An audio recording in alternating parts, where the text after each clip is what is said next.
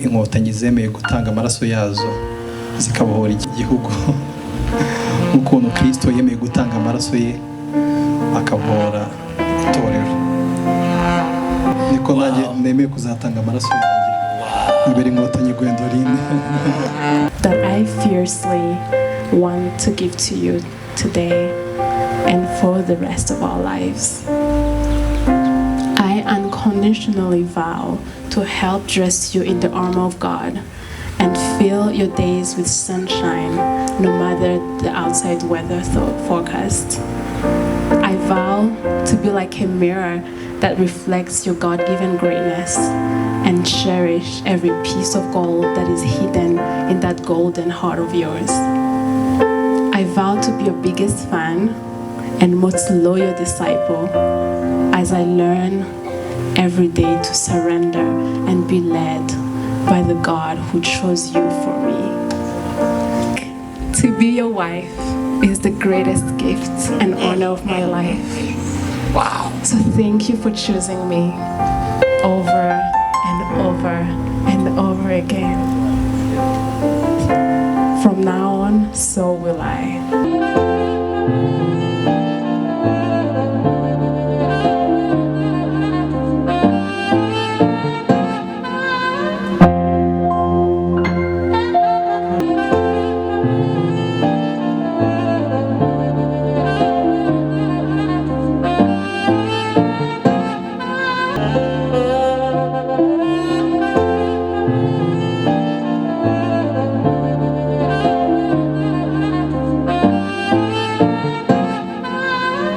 Mw'izina rya Yesu Kristo, nta cyahinyuza umugambi wawe, nta cyaguhagarika.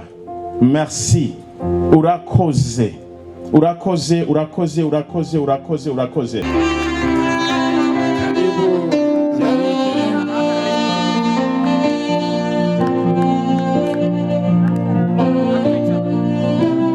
Arakoze cyane Yannick, tumwakira, twitegure kwakira umubyeyi mwiza watubyariye umugeni, mama Gwendoline, mwitegure kumwakira umubyeyi mwiza. Turashima Imana ku bwawe kandi nawe turagusabira umugisha. Ni karibu. Amashyi menshi cyane ku Mana yaduhaye uno mubyeyi ikamurinda.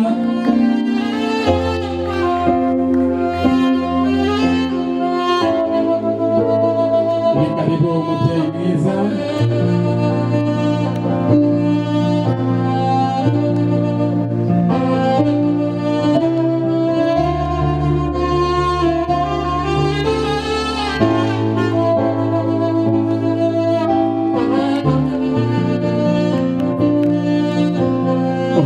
Umubyeyi aranezerewe, anezerewe Imana n'umutima mukomera. Amashyi menshi cyane ababyeyi bari aha ngaha.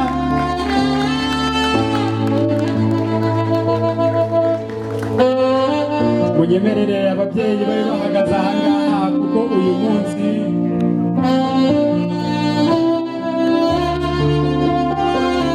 Jonathan asubiyeyo. Ese yagiye kubigenza ate? Krizo, Imana iguhe umugisha. Twitegura kwakira Gwendoline. You've been waiting for since 2015 is here. Yeah, in just a few moments the door will be open and I will walk down the aisle to you, never to go back. It's probably going to be the best walk of my entire life. Just so you know, I'll do it all over again. Anything to end up here to this moment. So I want you to take a moment and breathe it all in. Look around and see what God has done. Thank you for choosing me over and over again. Thank you for waiting for me, for praying, and for silently believing.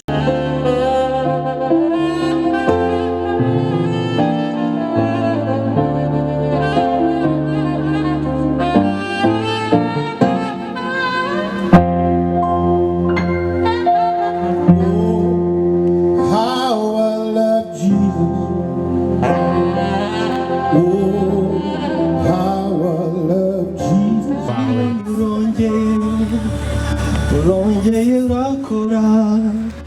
igihe cyabyo cyageze ndabibona urongeye urongeye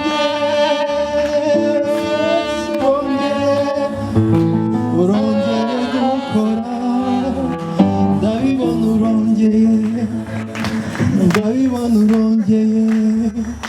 urongeye gukora igihe cyabyo cyageze ndabibona urongeye. Thank you. Ati ndabibonye Yesu urongeye urabikoze wongeye gukora. Imana ihe umugisha Yannick ku ndirimbo nziza, shima Imana kubw'ibyo ikoze.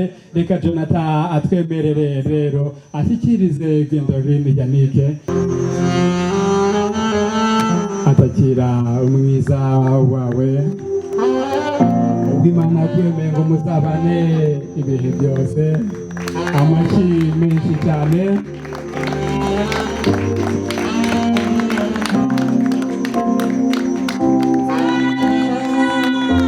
Amen.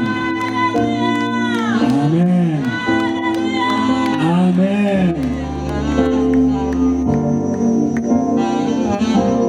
Barakoze cyane beza.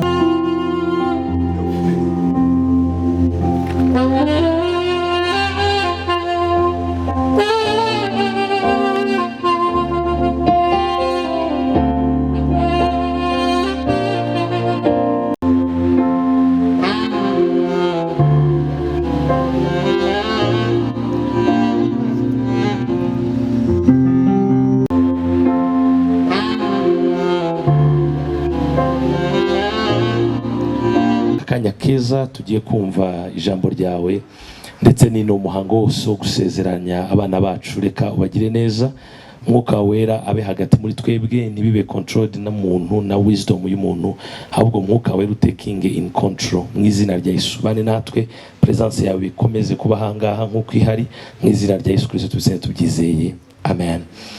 Aha, Yesu abamugisha. Dusomye icyanditswe cyiza nshaka kuvugaho mu magambo make, and then tugakora umuhango nyamukuru, ubundi tugakomeza n'izindi programme. Imana ishimwe ko babanyegereje hafi. Uyu munsi ni mwebwe naziye nanone, nimwe naziye, abandi barumviraho, ariko ibyo ngiye kuvuga ni ibyanyu. Ndashimana ku bwa Yannick na Gwendolyn, n'abantu tuziranye kuva kera kabisa, kandi turashima Imana kubw'uyu munsi wabo. Tuziranye Yannick ni kera kuva 2009 I think so. Gwendolyn we twamenyanyeho nyuma ho gato nka 2010 na 11 gutyo. So rero ndanezerewe cyane kubw'uyu mugoroba wanyu, kandi ndazi neza ko muzagira urugo rwiza mu izina rya Yesu. Urugo rwanyu rugomba kuba exemplaire mu izina rya Yesu. Abemeranya nanjye tuvuge ngo amen. Ikindi murandakariye cyane, use kuko mwandakariye muratuma tutabayigisha neza. Amen. Tugire gutya tuvuge ngo amen. Yes, twaraganiriye nabo nkuko nabivuze, turaziranye nabo, ariko twagize umwanya wo kuganira nabo, classes turabigisha. Uyu mugoroba nukuza juste gushimangira, ubundi tukabasezeranya, kandi ndazi neza ko hamwe n'inama ababyeyi babahaye n'izabashumba twabahaye na classes mwagiye mugira, ndazi neza ko Imana izabashoboza mu kubaka urugo rwiza. So now ndashaka gutangira hano. Urugo ni project y'Imana. Imana yashatse uburyo yakora ku isi, yashatse uburyo yagira access ku isi, isanga mu buryo bumwe bukomeye bwonyine nuko yarema umuryango. Umuryango niyo projet y'Imana, ni institution Imana yashyizeho kugira ngo bibashe kugenda gute, kugira ngo imigambi yayo ibashe kuba fulfilled, cyangwa se ibashe kuzuzwa hano ku isi. Ndagira ngo tuze gukurikira move zize kugabanuka kugira bifashe muri concentration. Yes, so rero biragoye kandi ntago bishoboka ko Imana ishobora cooperatinga idafite umuryango iheraho, kuko najya mbabwire project zose z'Imana zihera mu miryango. No kuvuga ngo umuryango ni ikintu kiri base, ni ikintu cy'ishingiro. Niyo mpamvu mbere Imana irema ibindi byose, irema amazi, irema isanzu, irema ibindi, ariko iriza gusoza ku kintu gikomeye cyane cyo kurema umuryango. Kubera iki? Yari izi neza ngo ibintu byose bizaca mu muryango kugira ngo bibashe kuzura mu isi. Mu yandi magambo, umuryango ni ikintu gikomeye cyane. Yaba Bibiliya igaragaza, ikindi natwe ubwacu abantu tuzi neza ngo ikintu cyose cy'agaciro gikomeye cya mbere ni umuryango. Umuryango uvamo umuntu ufite influence mu gihugu, cyane bivuge gutya, umuperezida mwiza mpereye ku wacu hano mu Rwanda yavuye mu muryango. Ibandi ribi riri burari shababu naryo ryavuye mu muryango. So mu yandi magambo, umuryango ufite capacity wo guproducinga ikintu cyiza cyangwa producinga ikintu kibi. Mu yandi magambo, iyo umuryango tuvuge ngo amen. Muri kundeba cyane, tuvuge ngo amen. Tube flexible, tuvuge ngo amen cyane. Now, iyo umuryango uproducinze ikintu kitari cyiza, kigira ingaruka ikomeye kuri societe, ndetse si na societe gusa ahubwo no mu gihugu muri rusange. Uzi impamvu? Umugisha wose ushobora kuba wava mu muryango, n'umuvumo wose wava mu muryango. Mani magambo, iyo turi gukora iki, ndagira ngo mwe babiri cyane munkurikire. Iyo turi gukora uyu muhango wo gusezeranya abantu, ni byiza ko tubasubiza kuri fondation y'iki Imana yagambiriraga ijya kurema umuryango, kugira ngo atriste binjire mu muryango bazi neza ngo imigambi y'Imana mu muryango yari imeze gutya, kandi icyo Imana yashakaga gukora ni icyo. Kubera iki? Hari impamvu Imana yemeye ko umuryango ubaho, hari impamvu Imana yemeye. So niyo mpamvu no muri minsi mubona Satani ari gutera, yego, ariko cyane cyane ari guhera mu miryango. Arabizi neza ngo umuryango nukomera imbaraga ze zizashira. Arabizi neza ngo imiryango yacu niba amahoro imbaraga ze zizava ku isi. Mani magambo, umuryango mwiza ni ugusenyuka kw'imbaraga z'umubi. So niyo mpamvu ubona Satani nahandaca naho ngaho imiryango. Uyu munsi ndi pasiteri kameme, uyu urebye counselings ukareba ingo zisenyuka, ukareba abakobwa abahungu, iki umwimerere w'urushako, umwimerere w'ugo watangiye kugira gute gutakara. Niyo mpamvu ushaka kubwa ababyeyi muri hano, nimumfashe dusengera imiryango yacu, kuko nibikomeza gutya Satani mu minsi iri imbere azaba mere nabi igihugu, itorero, ndetse natwe muri rusange. Ariko hashimwe Imana kwiri kugenda ihagurutsa indi miryango kugira ngo yerekane ko bishoboka ko umuryango mwiza wabaho mu izina rya Yesu. Yes. So uyu munsi frustration cyangwa se uburyo Satani agenda yinjira, nta bundi yinjira abantu kugira ngo ateze amarangamutima ibikomere, atera abantu ku breakinga na kubabazanya, gukomera, kwizera umuntu byange. Target nta yindi, kugira ngo uyu umunsi uzagera mu muryango uzasaba umutima warangiritse. Kubera iki? Ntabwo ushobora kujya kubaka urugo nawe ubwawe warasenyutse. Urugo rwubakwa n'umuntu wubakitse, ntabwo rwubakwa n'umuntu wasenyutse. Ejo bundi nakire counseling y'umukobwa w'imyaka 16 yari kumwe na mama ari kumundegera, amubwira Niba ndi ntataha nagira gute. Noneho ndagira kuganiriza umwana, ndamuganiriza bigeze ahantu biba biryoshye, umwana atangiye kuza. Noneho tugera kuri icyo kintu cya relationship. Kumbe uwo mwana w'imyaka 16 yakomerekejwe n'umuhungu bari bamaranye iminsi, ariko mama we ntiyabimenye. Mama arambwira ati uyu mwana amaze iminsi yananiye ari kumwe n'agahungu bimeze gute. Umwana areba nyina nawe ati mama icecekere ntabwo uzabagabo. Can you imagine? Umwana w'imyaka 16 akabwira mama ati icecekere abantu nubaza uzaba ubamenye. Kubera iki? Ibaza uwo mwana w'imyaka 16 utangiye gukomerekera mu rukundo, uwazageza ku myaka 20 n'ingaha ameze ate? So, ni ikibazo gikomeye. Niyo mpamvu babyeyi muri hano mudufashe dusenge, kuko Satani ari kwici ingo. So iyo tugize umugisha tukabona abana nk'aba bakuriye mu itorero bameze neza bakigishwa, bagomba kugaragaza ko urugo rwiza rushoboka mu izina rya Yesu. Uyu munsi contract yaratangiye, abantu barabana kubera contract imyaka 2 imyaka 3, babona ari byiza bakiyongeza, abana atari byagaca hunda gacanga. So kubera iki? Satani arabizi neza nasenya fondation, inzu yo hejuru nta kizabivuze. Kandi gitangaje, fondation y'inzu iteka ntabwo igaragara, kandi niyo yikoreye inzu.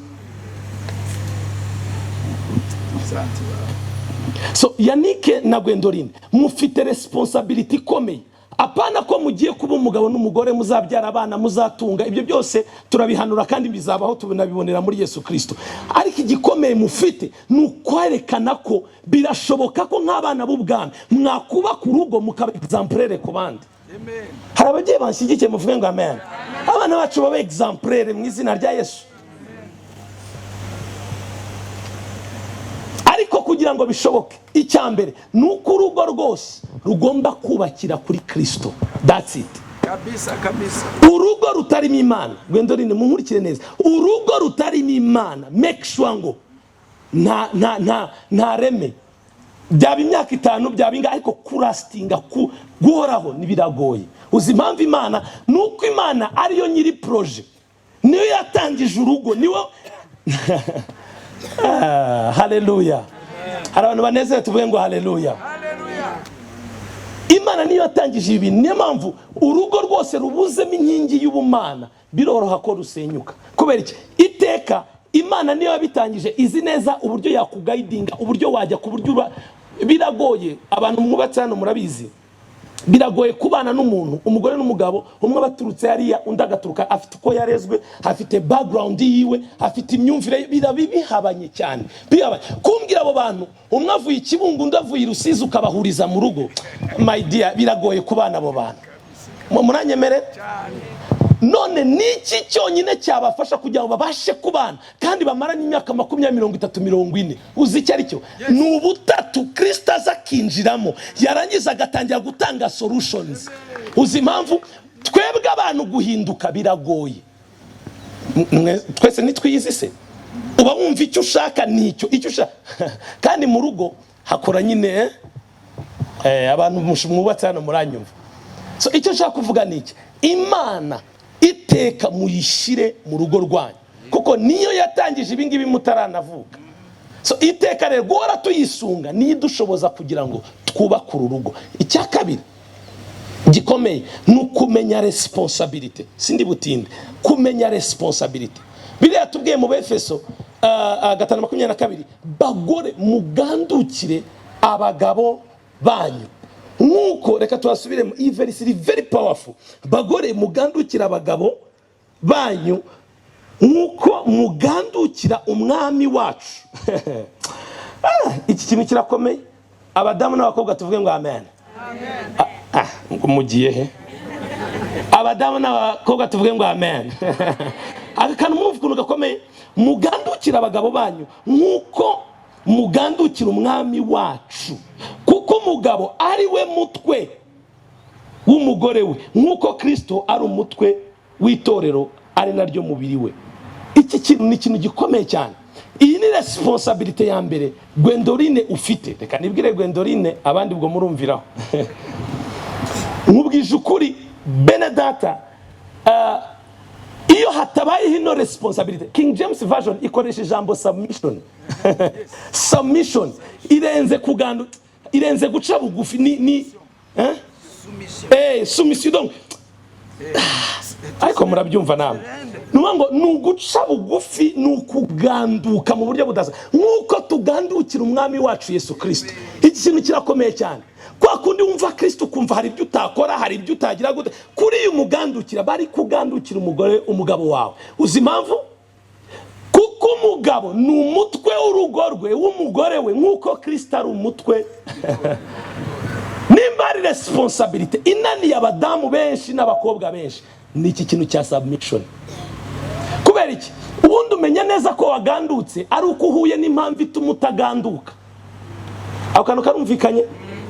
Burani wabango ngengo ngandukira umugabo wanjye nga ni gute utamugandukira kandi yaguhaye gift, yagusohokanye, biroroshye. Ariko igihe yagukubisa akantu mu mutima ukumva ubaye ukuntu, uzicekinga nubwo nicyo bita kuganduka. Nicyo. So Gwendorine ndagusabye, ntuzishinge ibintu n'amasysteme y'isi biri kuza ngo nongo umugabo ngo nongo ntacyo bivuze no. Umugabo ni umutwe, my dear, ni umutwe. Nago systeme zisi mbibone kubabwira kandi nshiza amanga, nago systeme zisi zihindura ijambo ry'Imana. That's it. Kabisa. Nibikunda tuvuge ngo amen. Yes, mwemereye gufashwa turi hano, turi mu materaniro, tugabanye idini cyane, tuvuge ngo amen. Yes. Nago amahame y'isi agomba guhindura icyo Imana yavuze mu ijambo. Nimba dushaka kubaka ingo zikomeye, mureke dufatire ijambo turihindure pratique mu buzima bwacu. Ibi byisi byaje ngo nongo umugabo ngo nta arabonja nkansaringa ngo nongo umugabo ni stress, umugabo ni umutwe nagari stress, my dear. ahubwo ikibazo iyo wananiwe gufata responsibility ya submission biragucarenginga. Dufite abadamu, dufite abakobwa batazi guca bugufi. My dear, cira bugufi umugabo wawe. Reka mbwize ukuri, mwiteho kurusha uzimpamvu mission yawe ya mbere kwisi. Before you preach, before you sing, you have to take care of him. Yes. You need your first responsibility. Cook for him. Yes. Dance for him. Hallelujah. Yes. Tuvuge ngo hallelujah. Ibi nibyo birababaje, ibintu biri hano hanze habiteye agahinda. Ngo abagabo ngura no. Umugabo nukumwitaho, nukumugandukira. Wendo nukumugandukira. That's it. Iranje umutekero umenye ibyo akunda, do something. Narabaganije ibintu byinshi cyane muri office umunsi nshaka kubitindaho. Kandi nabahaye ukuri bazabibabwira. Iyo nsezeranye nge nta brag nshyiramo kuko ari ikintu gikomeye cyane, beta na bivamo nkajya mu bindi. So reka mbabwize ukuri, badamu bakobwa, Wendo ntuzigere wireba nk'abandi, ntuzigere ushaka kwitwara nk'uko runaka yitwara. Be you. This is the secret. Uzi impamvu abandi bazakubwira ati no nawe urakabya uramutekera abakozi biwa. No, come on, waje kuba umukozi.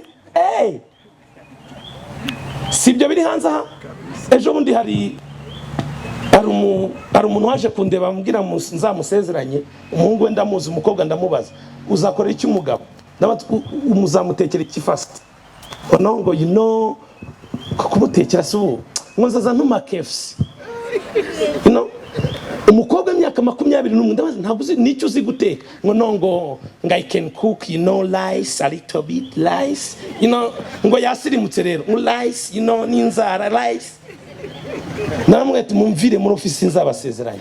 Umukobwa imyaka 22 ntazi guteka. Ba mama mwadufashe mukatwigishiza abakobwa. Naho mbabonere kananye mbabwire. Ba papa, ibi bintu sibyo ndi kuvuga, sibyo vraiment. Dufite ikibazo cy'abakobwa. Ntushobora kubyumva. Bari irresponsible. Ntazi gusasa, ntazi guteka, icyazi ni inzara no kubyuka saa 5. Jani breakfast yabonetse ari muri telefone, inzara. Yarangiza ngo duvanga umutungo useso, uzavanga inzara. Birababaje. No, babyeyi muri hano mukuzi. Ibyo mvuga ndabeshya. Birababaje. Abantu baje gukora inzara, azi kumara amasaha 3 muri saro, ariko gusoma igitabo ngo yiyungure mind. Wapi? Gutekereza ikintu kiri innovative. Wapi? Bakobwa. Birababaje. Gwendorine, ndagusabye, be example. Ibintu yo mbivuga ndababara. Bakobwa muri hano mukiri bato, ibi mwirwa mubona inana unasohotse na icara hasi wige ni gute buba ku rugo. Birababaje. Twasohotse twagiye ibigezweho nibyuze, ariko kwicara ngo usome igitabo niki nakora nikute nakwiteze ukagira inzara. Nzabona umugabo azamvana mu rugo, umugabo bizaye umugabo adafite amafaranga niyo mpamvu mugeraho bakabahonda. Uzi impamvu ntacyo kuvanga ufite mu mutwe. Wapi? Ni inzara gusa ufite. Uzaba ugiye gukora iki? Munyihanganire Yannick, sinjye bababwiye ngo muzabamagare mbasezeranye. Sinareka kuvuga uko ntibibaho. Abanshigikiye tuvuge ngo amen. Come on church, tuvuge ngo hallelujah. Praise God. Yeah. This is the truth. And ukuri papa kugomba kuvugwa. Kabisa. Babyeyi mudufashiriza aba bakobwa bacu. Birababaje gushyingira, birababaje. Ejo bundi hari couple twashingiye nyuma y'ibyumweru 2. Umukobwa aramamagara muze, mama azampamagara mbona naramamagaye ndamwitaba ngo ngwino ufate umukobwa ngo umusubize ngo yavuye mu rugo 2 weeks. Naragiye mfata inkoni ndama turasubirayo nkusubirayo. Narwo nagiye mvuga Yesu najyanye inkoni. Iyo badusengera kuba bashumba baduha igikoni, nagishyize mu modoka n'abati tugenda. Hari ibintu abo nabazi 2 weeks. Uyu munsi dufite abakobwa bajya mu rugo ati nibyanga nzavayo. Simple. Umugabo nibyanga nzavayo. No. ntago rwubakwa na second option. Urugo nzarwubaka or I die. Nibyo. Yes. Bagabo ndaje. Ndaje mutanyana heza ku bagore gusa. Ndaje ndacyari hano. Badamu tuvuge ngo amen. Umva rero bagabo namwe. Bagabo n'abasore tuvuge ngo amen. Muzikize amen. Bagabo mugire gute? Mukunda umugore wawe, mukunda abagore banyu nkuko Kristo yakunze itorero akagira ate? Boko bw'Imana abateraniye hano ndikwibwira n'abageni twese twikosora. Bagabo bidufata gukunda abagore bacu tukabitangira. Niba utakwitangira umugore wawe, checking urukundo rwawe. Dufite ikibazo cy'abagabo batazi gukunda. Icya kabiri, n'abakunze nabo niba bivuga si bita abahungu b'abarokora. Fita amakeseze yanyu ko muteretesha ibyanditswe. Izo kesi zimaze kuba nyinshi. Bagabo mureke dukunda abagore bacu. Umugore wanjye ati I will love you until you become a crazy. Namuhaye iyo promise nuko ntamuzanye. Niyo umurebye inyuma ubona kakunzwe. Ni ibyo urabibona. Arabango arirase n'amazi. My brother, genda ukunde Gwendolyn ku buryo n'umuntu namubona abatisha urakunzwe. Kandi umugore ufashwe neza urabibona. Pst Yannick Niba zakubeshya. Umugore ufashwe neza uramubona.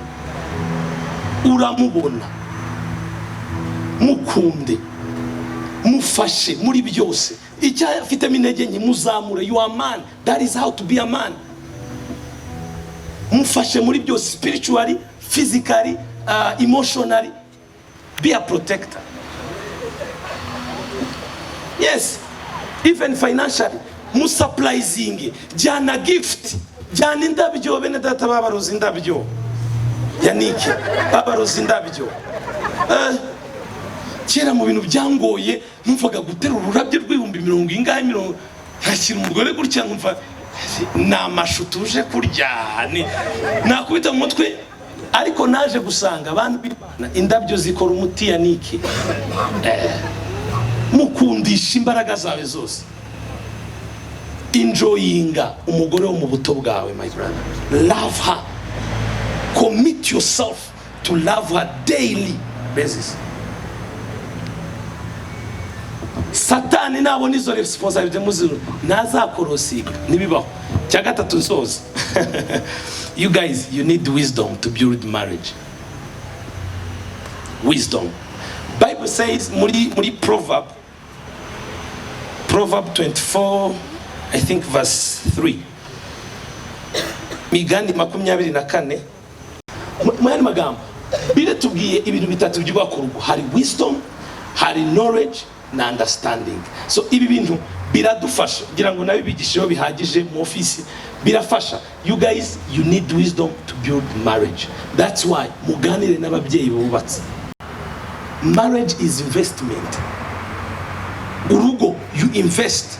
Urugo ni chance. Mwese mugiye gufata umwazana itafari ndazana umucanga mwubake.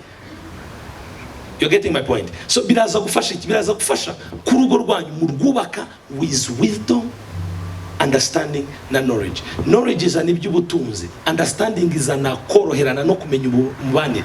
Wisdom ikora kuri future. Dealings, vision. Thank you, Papa. The vision. So you need these 3 pillars to build your marriage. Mushaka ubwenge. Ubwenge ntago bubizanira ngo twaje. No.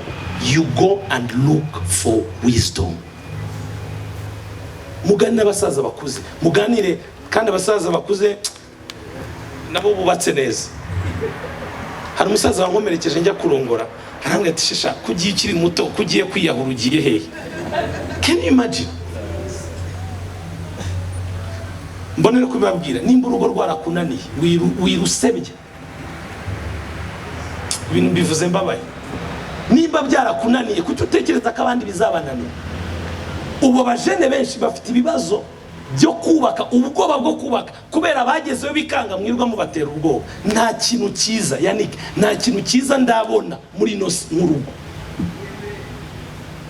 Hari abashyigikira mukavuga amen.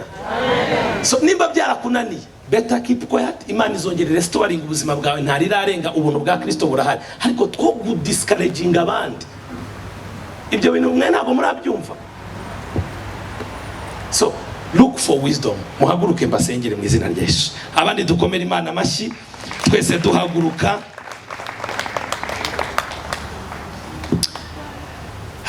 Sinashaka gutinda kubera izindi programme. Mwafashijwe? Abandi mwafashijwe? God bless you. Tugiye kubasengera no gukora umuhango nyamukuru wo kubashyingira.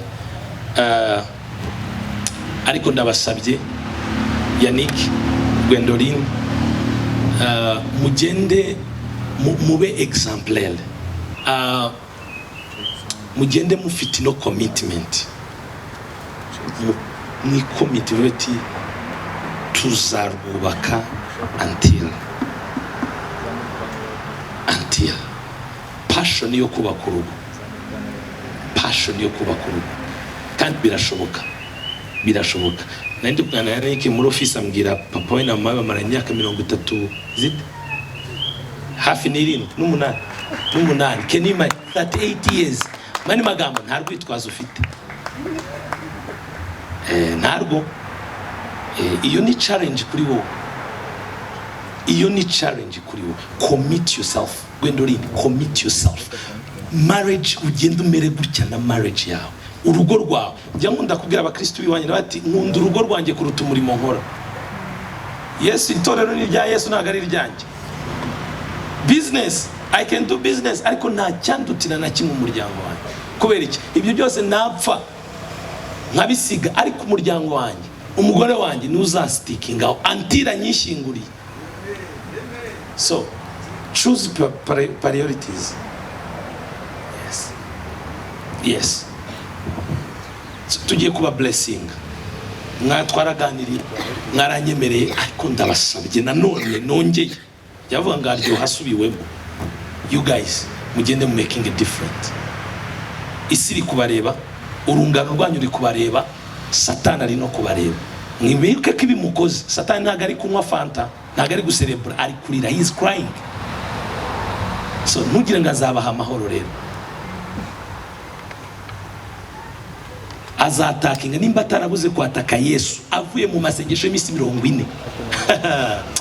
Guys, so ariko nabasangamo ubumana bwinshi, nabasangamo wisdom, nabasanga buri wese ahagaze kuri responsibilities, azaza arebe aburi cyakora subire.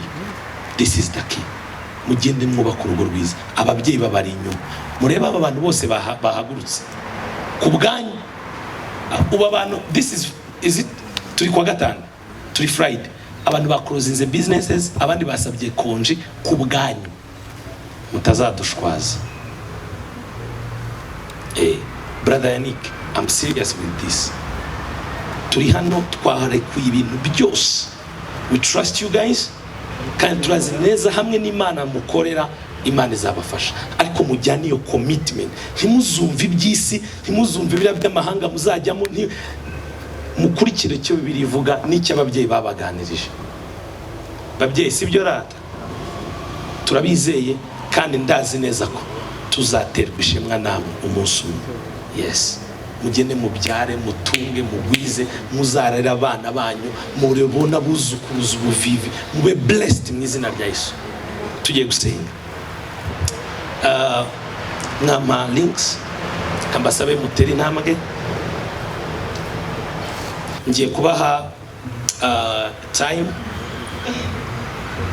Yannick araza kuvuga, Gwendoline araza kuvuga, ende ndaza gusengera zino meta, bongere babwirana amagambo meza, bazambikana, and then turaza kubasengera.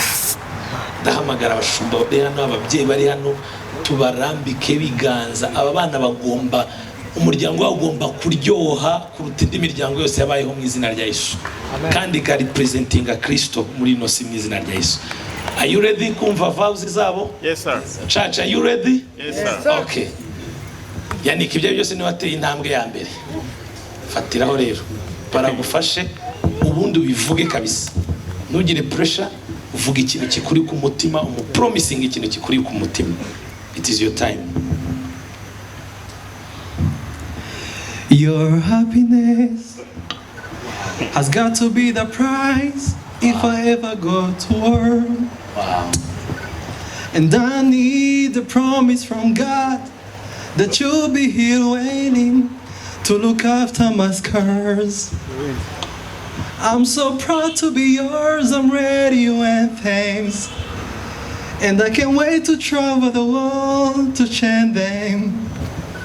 See, I've just decided if a man needs a cause to die for, when you will be mine. Home is by you, home is by you. Wherever I go, you stay my truth. Home is by you, home is by you. Wherever you go, know that is true.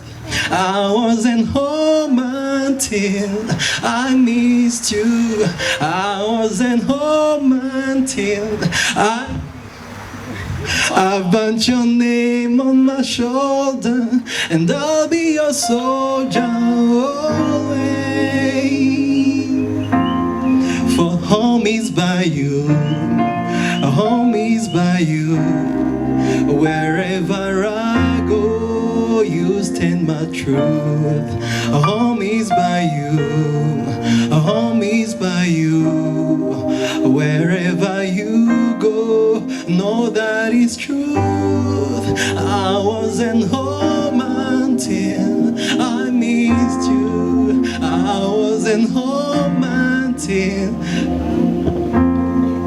I put your name on my shoulder, and I'll be your soldier always. Come on everybody, let us celebrate them. Reka tubakomera amashyi menshi niba udafite agashyari. Come on church. Yes. Dushime Yannick. Take you Gwendoline Albright Ndikumagenge to be my wife, to have and hold from this day forward, for better to worse, for richer for poor, in sickness and health, to love and cherish till death do us part. Gwendoline Albright Ndikumagenge, you've been and you are my best friend. You make me laugh, you make me think, and above all, you make me happy. You are my every dream come true, and I cannot wait for the future we build together. I will always be there when you need me, to fill your days with sunshine, to comfort, to encourage you. You are my biggest fan. Yes, you are. And my soulmate. Today, I vow to be there with you and for you forever and always.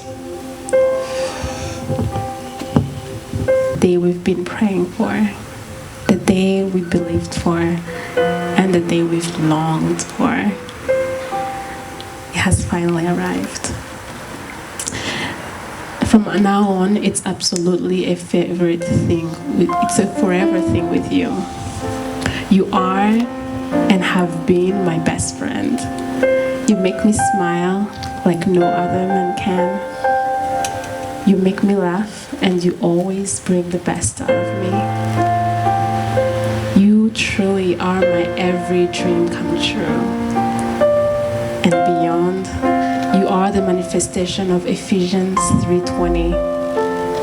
Thank you for changing my life and so many in my family. Thank you for loving me. Thank you for waiting for me. Thank you for pursuing me in the most godly, intentional, and genuine way I've ever known. In you, I saw the love of Jesus, and through you, I experienced it like I never thought possible. Just like Father said last year when I prayed about us, with you, 1 John 4:19 is permanent.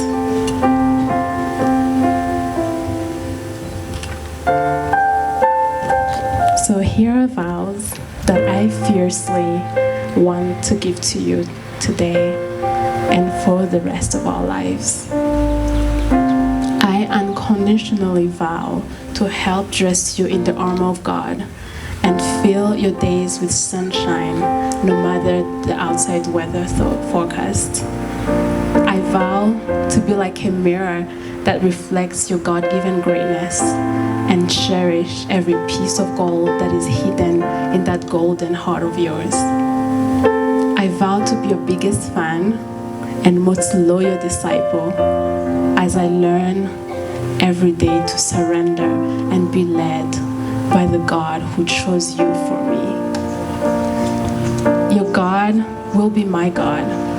Where you go, I will go. You will be my favorite place to be.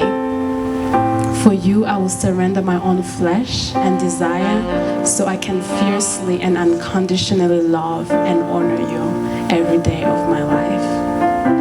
I vow to always look you through the lens of Christ and encourage you to be the man He has created you to be, with grace, love, compassion, and as you can imagine, always with a smile. I vow to hold you and to cherish the sweet way you think and love people. I vow to honor the call upon your life and let the peace of God and your God-given discernment be the compass that guides our lives.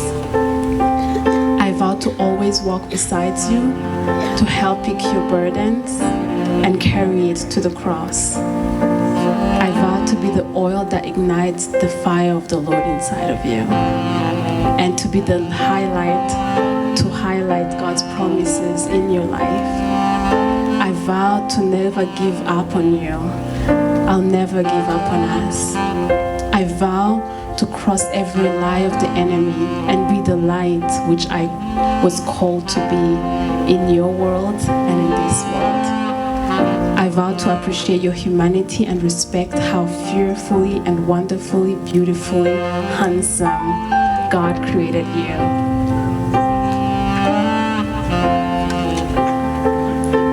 Man, I'm so glad you waited for me. The only thing I'm nervous about is that it might take a minute for me to treat you as good as you always treat me. You are the love of my life, and there is no one else I'd rather do this life with. So I vow to daily adventure into your heart and learn everything that I need to so I can follow you with eyes closed, because I know who is leading you is the God that we serve. I vow to follow you in the battlefield that is called life, fight and conquer alongside of you. I vow to intimately know you, unconditionally honor you, and deeply love you. I promise to watch games with you and massage you even when it doesn't make sense. I vow to be playful and spontaneous even when I'd rather stick to the plan. You are my person, and with you, I know opportunities will be endless. So my handsome Yannick Dushime, today I'll take you as my wedded husband. In prosperity and abundance, we shall live. In blessing, goodness, and favor will always overflow. In health, peace, joy, and in progress, I take you together on your side, we will stand against poverty, against sickness. We will stand against any type of lack or loss. Just like soldiers of love, I vow to stand, to pray for you, and to be the watchman on the wall of our home. From this day forward, your name will be great, as you have found a good thing and obtained favor from the Lord. I promise to unlearn all that needs to be unlearned and to be transformed daily, so we can have and hold all the riches and blessings that God gives with no sorrows attached to it. Okay. Yeah, okay. It's your day, it's your day. Yannick, to be your wife is the greatest gift and honor of my life. Wow. So thank you for choosing me over and over and over again. From now on, so will I. I always remember wondering where my home is. Now I have a home. I gave you my heart when I said yes to you, and you truly became my home. But today, I'm giving you even more. I'm giving you everything, as I choose to follow you and the God that leads you. From today on, the world will get to see our love and witness Jesus' love through us. But I get to feel it in every hug, every kiss, every act of service, and every time spent together. Today, I say I do for the rest of my life. To my best friend, my lover, my pastor, my teacher, but most of all, my favorite answered prayer. I do, and I will always do. I love you. Come on, come on, come on. Reka tubakomera amashyi menshi.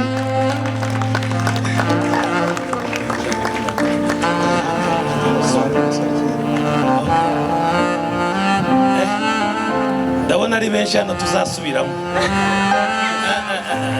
Kanuma nshaka gusubiramo. I want to correct myself. Ikinyarwanda cyanjye ndacyari kwakira ibingibi, ariko reka nkosore ibyo navuze bivuge neza.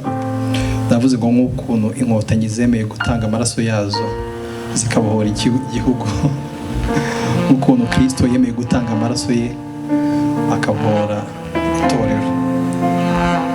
Narindi kubikosora. Niko nanjye nemeye kuzatanga amaraso yanjye imbere inkotanyi Gwendorine. Oya, uracyafite mikrofone. Reka dusengere izino mbebta bazambikane, hama dute tubasabira umugisha.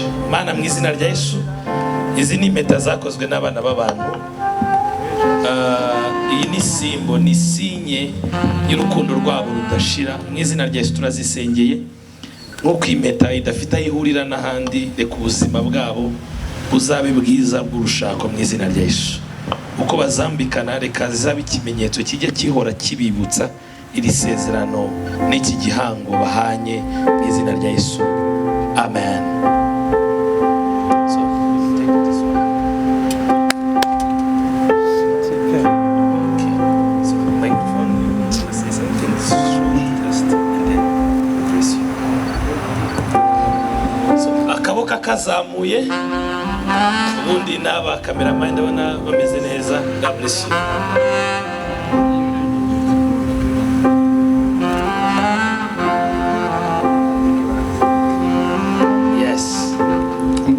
Ndayisubiramo. Niyo ndirimbo ya mbere twumvanye ngitangira kumutereta. Mbare nyisubiramo.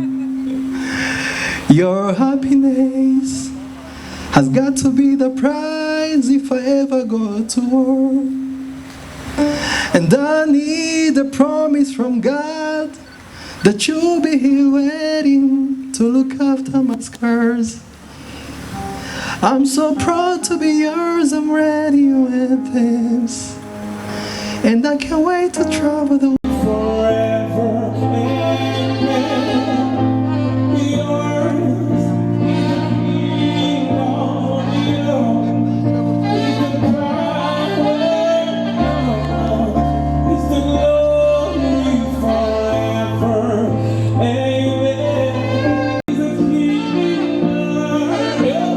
This is so good. My goodness, my goodness.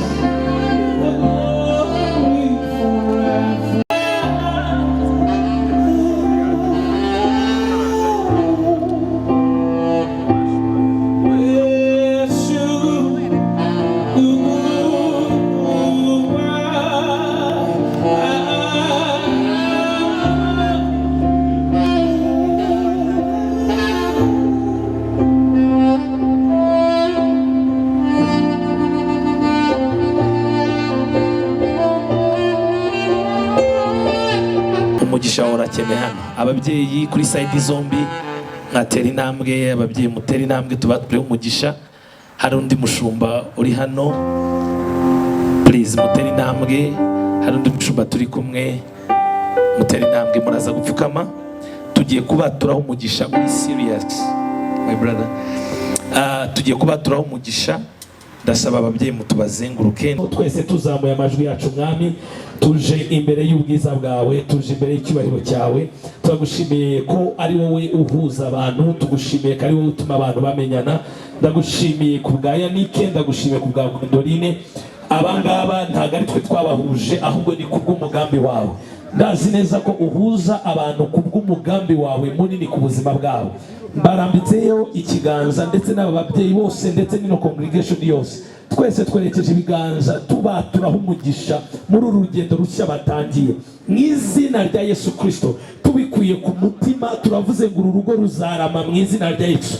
Turahanura ku buzima bwabo urugo rwiza mu izina rya Yesu. Turahanura ku rugo rwabo mu izina rya Yesu. Abana b'umugisha, uru rugo ruzakomera, uru rugo ruzatera imbere, uru rugo ruzagera kure, uru rugo ruzaba exemplaire muri generation yabo mu izina rya Yesu. Ubu rero mwami baruzuye, bagiye kwamamaza inkuru yawe, bagiye kwagura ubwami bwawe mu izina rya Yesu Kristo Nazareti. Mwami, ijambo ryatuvuga ngo buri wese azasiga se na nyina, hasanga umugore we babane. Iki nicyo gikorwa kibaye umugoroba. Nk'ababyeyi b'umubiri, ababyeyi b'umwuka, twese twerekeje hano ibiganza tuvuga ngo uru rugo rubeho mu izina rya Yesu Kristo. Tumusabiye umugisha, ntazagira ikintu na kimwe babura mu izina rya Yesu Kristo. Umugisha utanga, umugisha w'urubyaro ubomeho, umugisha w'ubutunzi ubomeho, umugisha wo gukomera ubomeho. Abami babumvire, abakomeye babagereho mu izina rya Yesu Kristo. Reka bafulfilling purpose bavukiye mu izina rya Yesu Kristo.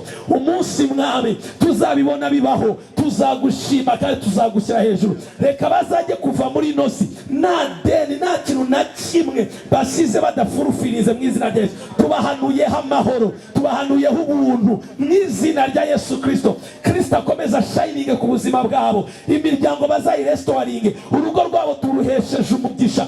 Uzarugeramo arushye azaruhuka, uzarugeramo ashonje azahazwa, uzarugeramo ababaye azatabarwa mu izina rya Yesu Kristo. Nta kintu na kimwe bazabura, nta kintu na kimwe bazarakinga mu izina rya Yesu. Ubwenge bubabeho, understanding ibabeho.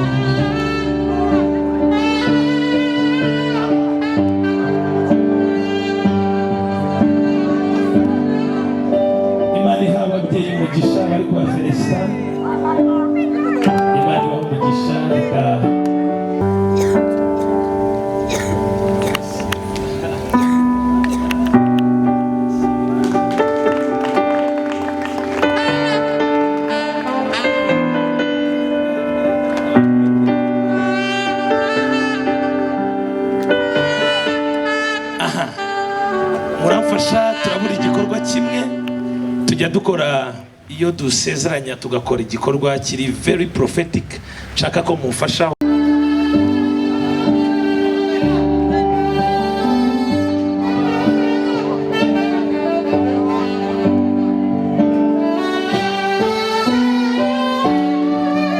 bazabura ntacyo bazakena muri uru rugo rwabo mu izina rya Yesu baho umugisha ubagire neza imiryango yose y'umugisha